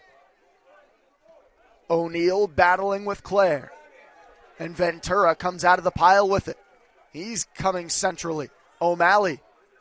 Still O'Malley trying to show pace, but cutting across Dewhurst. O'Malley, though, got it back.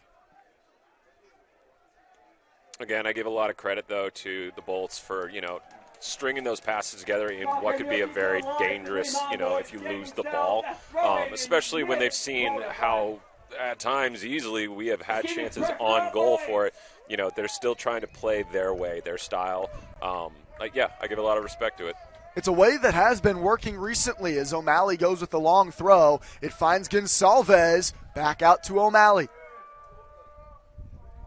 O'Malley taken down inside the box, out for a corner kick. An important tackle from Casey, but he did get the ball inside the box. Always dangerous to lose your feet. You got to get that one right. He did get it right into the 71st minute. Now Bozalongo will again head to the corner flag. O'Neal and Ashford heading forward. Without Bjorgolfson, those are the two most likely men to go up and win this for the Green. Again, in these conditions, though, that ball could go anywhere. We've seen it go just about everywhere aside from the net. Gonsalves. Oh. Listed at just 5'9", Matthew Gonsalves elevated. Yeah, he got up there. He's kind of touching his head still as if he thinks he got a piece of it. I think he got a little bit of an elbow or other head. Just got a little bit of something, a bit of a knock. Baliani. Space for Claire. Over the top, intended for Klein. Klein and O'Malley. And it's going against Owen O'Malley. Take a look at Adam. Oh, a wrestling match, and now the shove comes in. Gianna there. He was the one who might have shoved Owen O'Malley, and now Casey standing there as well. Not the first time we've seen this today, and now more shoves coming out. The yellow card, I believe, was shown to Owen O'Malley. Adam absolutely doesn't agree with the decision, and let's take another look at it right here. That's a good tackle. Yeah, I don't think that's on O'Malley. No. I understand that the other player went down, but that's a good tackle. And then the retaliation there, I think O'Malley got hit with a yellow as well as one of the Boston Bolts. Not sure which one they got for the second yellow in that mess. The Bolts have the free kick. Knocked up in the air to the back post. It finds Ventura. He and Gianni. Bolts have the throw. I tell you what, Mamadi Gianna has stuck his nose in the midst of every battle out there. Mm-hmm. How about that skill? Bilal Kamal, that was dirty. Woo is right. Comby. Even that was too far for Gonsalves. Bilal Kamal, the New Hampshire Wildcat. He is the really only attacking player to start every game for Vermont Green this season. It's clear they really, A, trust him out there, and B, like what he brings. I mean, yeah, just look at him in every match so far that I've seen him play. You know, he's at least an 8 out of 10 almost every time. Yeah. Ashford for Comby. Chance to run forward with it. Ahead to Gonsalves. Keeper comes out. Gonsalves stops it, working around the keeper. He's taken down. Oh, boy. That wasn't what I meant by the goalkeeper needs to be a little bit more adventurous or command his box. That I didn't understand that decision. Tristan Stefani must have been watching our halftime show, Matt. He said, "Oh, you want to see me come out? I'll come out." Oh, yeah, Matt. Okay. Oh, we got another wrestling match now. The ball is still in play. It's brought down by Klein, and O'Malley hammers it out. O'Neill is jawing with Gianna. And again, Mamadi Gianna has been in the midst of a lot of this. Yeah, and I think, isn't he on a yellow already too? I think he is. He and O'Neill, I think, incidentally got tangled up. And then they were shoving each other, both on the ground throughout that play. And now Gianna looks banged up. You can see, players and our staff telling our players, on the field to calm down. Yeah. Right now, the advantage is to us. We're up 2-0. We're entering the 75th minute. Gianna could very well get his second yellow if he is on a yellow for what looked like a headbutt. I think he's trying to just basically stay on the ground right now to avoid another bad decision his way. But, yeah, for Vermont Green FC, they just need to stay calm, manage the rest of this, get that win over the line. Yep. The 3 points are now what is most important, as O'Neill is having a conversation with Ohad Yahalem. I didn't see the two initially go down. All of a sudden I just looked and they were both down on the ground, seemingly as if it was an actual wrestling match. And the way Gianna is bent over at the moment, I wonder if at a certain point he got hit in a private area. The Vermont Green faithful not too happy with Mamadi Gianna. Can tell by the crowd they do not approve of this time wasting. Well, it wouldn't be advantageous for them to be time wasting. Go ahead, take as much as you want. Yeah, that's fine.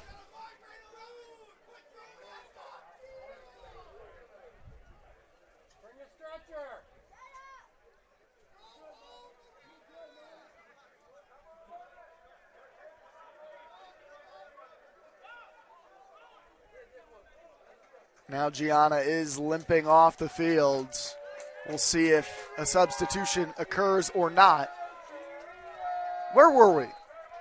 I was actually watching Ashford talk to his players around him, talk to his goalkeeper. He's organizing it, and I think he's probably communicating to him to be like, all right, guys, calm down, but also let's keep our shape. Like, let's not get involved in all this kind of little tit for tats everywhere on the field. Kind of big picture stuff. Yeah. What a captain needs to do. Right. Leading 2-0 in real need of a full 3 points today. Let's focus on defending. Again, no fuss. That one got a piece of Gonsalves up high. Incidental from Casey. Bodies are just starting to go down at this point. Yeah, it's getting a little ugly out there. Although the rain is starting to subside a touch. That's nice. Gonsalves to his feet. And that's the second blow he's taken above the shoulders since entering about 10, 15 minutes ago.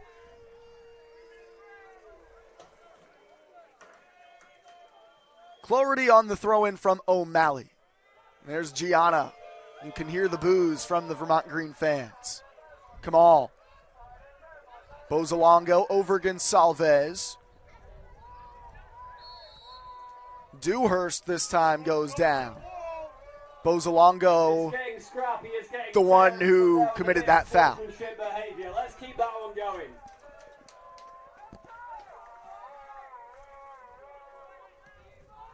Sturenberg comes wide for Michael Tudowitz off the bench. Gonsalves certainly clipped Ostrowski that time. Sturenberg trying to restart it quickly.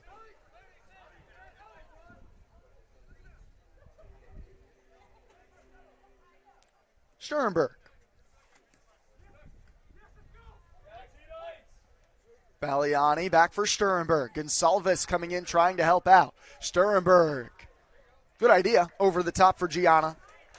I like seeing that, though, from Gonsalves. He's not just coming in just for his goal. He's doing his defensive work. He's getting on the center mids for the Bolts and everything, putting them under, putting their head down. Yeah, that's a message that can come from the bench, too, right? When he goes in, you're sending him in with the 2-0 lead. I'm sure Coach Pfeiffer said, yeah, we'd love you to score, but he's in there to defend, too, right? Yeah, absolutely. It gets as granular and detailed, the instructions, too, when they say, okay, 75 minutes in, if it's still 2-0, I want you to start coming back maybe 5-10 feet a little bit. Have your positions starting from there more often. And then they can communicate that before they go on. How hard is that, though, to communicate live as this is all happening now? It's next to impossible, right? There's not a ton, of quote-unquote coaching that you can do from a sideline. You can definitely, give kind of immediate instructions, but most of the time, you need to do everything in training. That's where you're really implementing everything in all the instructions from there. But then once it's game time, that's it. Fangs are out, and players got to do what they got to do. Sure. Another substitution now for the Bolts. John Klein exits. I believe that is probably Henry Osborne, who from my list would be the last remaining sub for the Bolts. Unless they've got more that I don't know about, which... Another bus show up. It's entirely possible. Ventura venturing into the midfield now.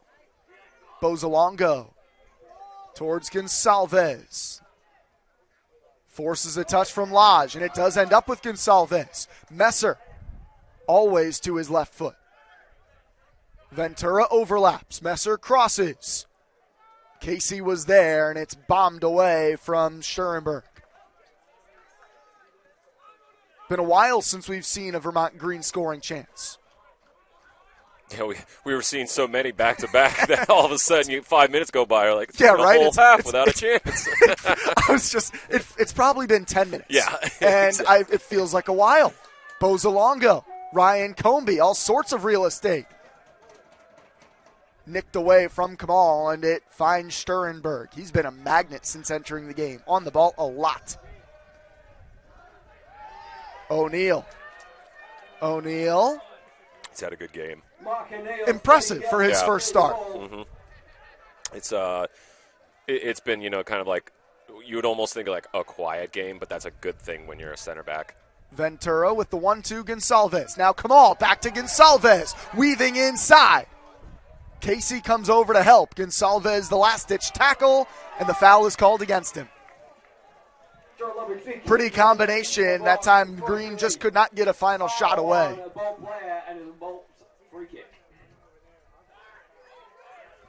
Lots of room for Baliani. He didn't realize it. Yahalam comes to Tedowitz outside. Yahalam. Sturenberg. Yeah, and to one more point, kind of what I've noticed about O'Neal is, between that center back partnership, Ashford generally, is the one that kind of sits a little bit deeper. Mm-hmm. He kind of holds that space in the back line, probably the deepest, but you'll see O'Neal more often actually go and try to win the ball a little bit higher up, somewhere in the midfield. So it's just something to note, the characteristics between that center back partnership. How is that different from what you saw when Ventura was playing center back? I think Ventura kind of did the same sort of things that you would see O'Neal doing. He was a little bit more adventurous, like to go and win the ball aggressively, sort of somewhere in the center of the field. Another foul on Gianna. This, I think, was a meaningless one that just clipped a man trying to go for a tackle. But at this point, any whistle that goes against him draws the ire of these Burlington fans. Bozolongo, a pretty direct ball towards Messer. He challenges the keeper. It was out of bounds off of Stefani, but a foul called against Messer. It's the right call. That is a foul. I don't know if our fans feel that way, but they've been feisty today. They're passionate. Maybe I should have expected that from these fans who showed up in these conditions. They are the feisty group. These are the real ones. And, of course, a real credit to anybody who is watching at home as well. While we wish we could have you here with us, as there's O'Neal again, another easy play. But the pass too long for Messer. Credit to anybody who's still tuning in. We appreciate you big time. Appreciate you watching from wherever you've been tuning in from. It's been so fun to see the tweets with hashtag #UpTheGreen today as well. I've seen tweets from Costa Rica, from over the seas in Europe. It has been a real blast seeing those roll through across the screen today. Oh, I'd like to be in Costa Rica right now. In Costa Rica, watching the Vermont Green. I mean, that sounds like perfect. An ideal Saturday. Messer, back heel. Interrupted by Lodge. There's O'Malley. We haven't seen him too much into the attack today, but he is steady on that right side of the defense. Off the referee from Dewhurst, and it'll go with the Bolts. I think that's also a little bit kind of like a safety measure. You don't generally, unless you are like the whole team starts to get into the attack and are in and around basically, the 18. Yeah. But if Ventura is the one that's furthest forward, somewhere in maybe the attacking half, then it starts to look like a back three that just holds. You'll see like O'Malley, Ashford, and O'Neal kind of sit in parallel with each other while Ventura goes up, and vice versa. Cross from Tedowitz, knuckled across the face of goal. Gianna tried to race after it. Even his wheels couldn't track it down.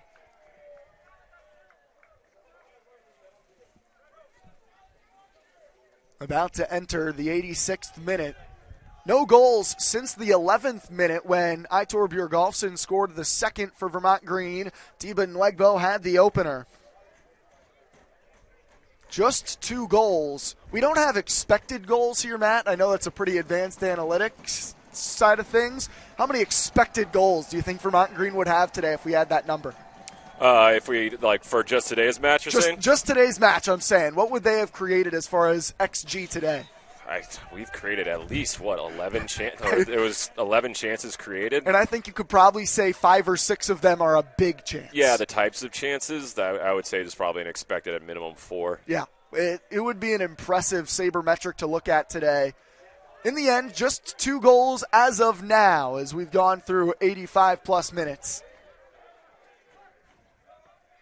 The type of performance you would hope to get at home against a team you had a draw with on the road last week. You've come out and performed well, and taking a full 3 points was always the goal today, and they've looked the part. That's what's important is, you want to run up the score when you can. Everyone wants to get in on the goal scoring, and it's always great when you walk away with like a 4 or 5-0 win, of course. But at the end of the day, you needed a well-rounded overall performance, and that's what we've seen today. Is left winger number 11, Nathan Messer, and coming on 21, Garrett Lilly. Garrett Lilly enters. That's a defensive substitution. Lilly, a central defender for the University of Vermont, as Nathan Messer was substituted out.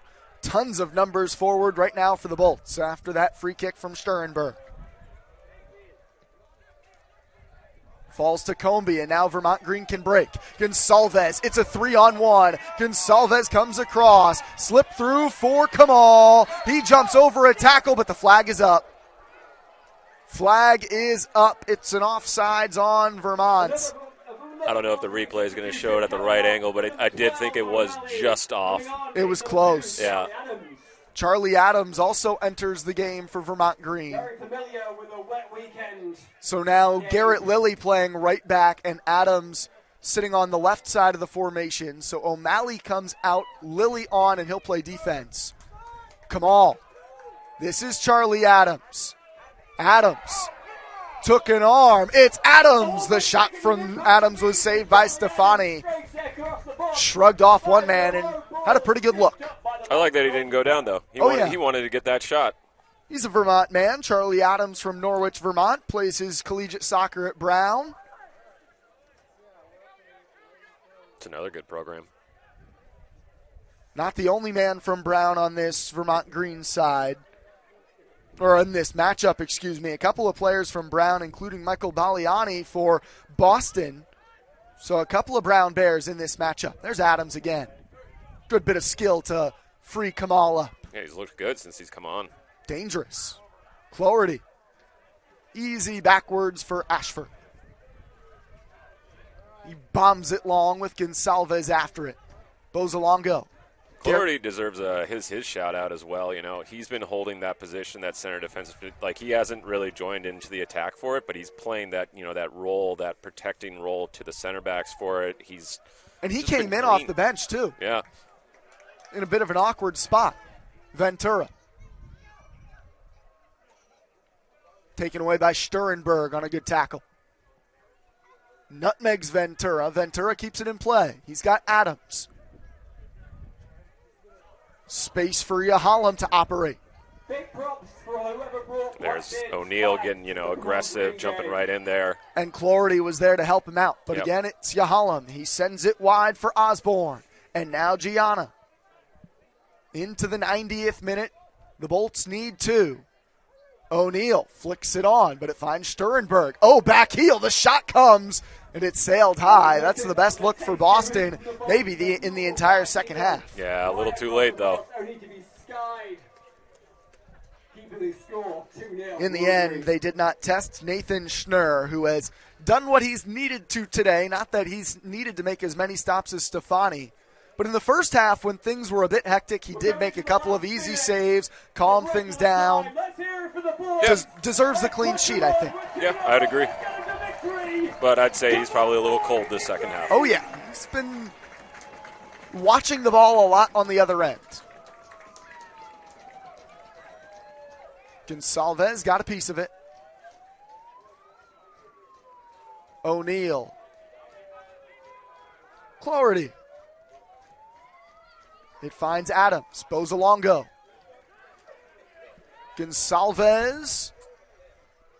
You can see, you know, his center defender yelling out back to the goalkeeper, you know, like, come out and command that, come get that ball. And it was an awkward play. Yeah, it's continuing into the second half. You know, it's just not being aggressive. Foul called on Bozolongo. Boston restarts quickly. O'Neill goes down, and yeah, that's a foul on O'Neill, but he just slipped. And he'll get shown the yellow card because it stopped a chance going forward for the Bolts. The yellow card comes out for number 23, Mark O'Neill for the Greens. Pretty clear just slip there from O'Neill on a wet surface. Yeah. But, you know, they still do, like, technically give them out, even if, like, because it's not their job necessarily to always interpret if something is, like, you know, completely a mistake. Because they don't know. I don't disagree. I could lie to you and say that was a mistake. You know? And many times people do lie and say it was a mistake. Exactly. Ashford gives up a corner kick. We are now beyond the 90-minute mark. Boston needs 2 goals if they want to salvage a point, and they're going to need them in a hurry. We'll see how much stoppage time is added on. I do have to imagine it will be at least a couple of minutes. There were some long moments without any action in the second half. Through the penalty kick area and out for a green throw-in. Yeah, I'm assuming he's probably – well, I think I just saw him say 2 minutes. Okay. Yeah, I saw the universal bunny ears.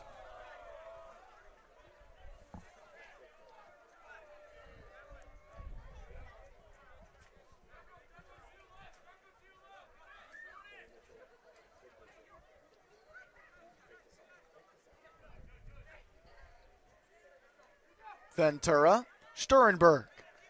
Space and time for Ashford. He said enough of that. We've been back in this half of the field too long. And I think with Gonsalves out there, when in doubt, just give him something to chase. Sturenberg. Plenty of room for Yahalem. Osborne. Sturenberg instead. Osborne. Boston looking dangerous coming forward now. Gianna. That cross right through the face of goal, but never was dangerous for anybody arriving at the top of the 6. Yeah, I think that ball, honestly should have been low and go back across, maybe up towards like between the top of the 18 and the 6 for it to be a better chance. Yeah.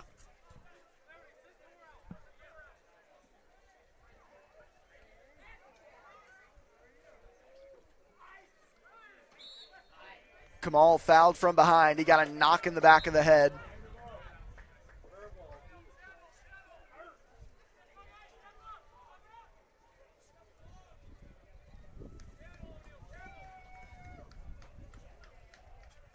Charlie Adams. Oh, he brings that down beautifully. Gonsalves is up there with him. Back heel towards Gonsalves. It finds Adams. He can push forward again towards the end line. Adams cuts it back, and it's deflected out of bounds by Dewhurst. One final corner perhaps for Vermont Green. Maybe it would be fitting to get a third in stoppage time. I'd say Adams is making a case to potentially get in the starting lineup. At least to get more minutes. He has been fantastic. I've been impressed.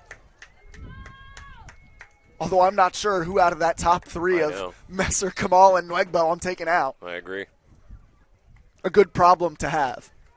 Kamal and Adams are the ones standing over it. Adams the short option for Bilal Kamal.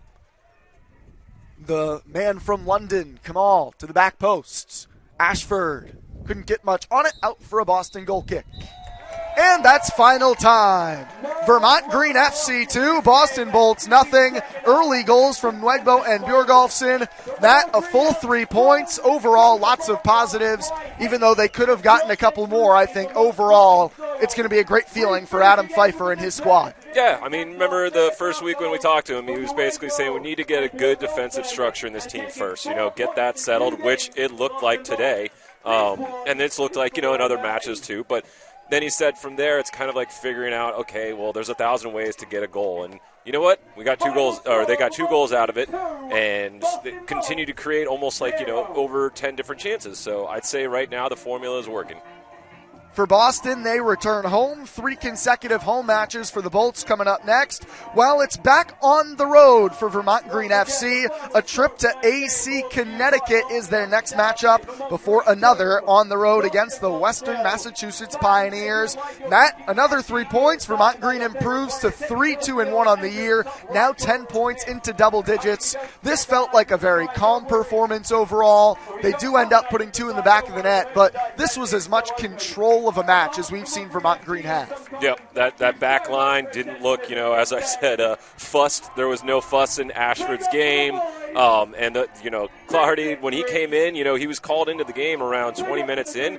It's tough to come in cold when, the game is going on. It's 20 minutes into it.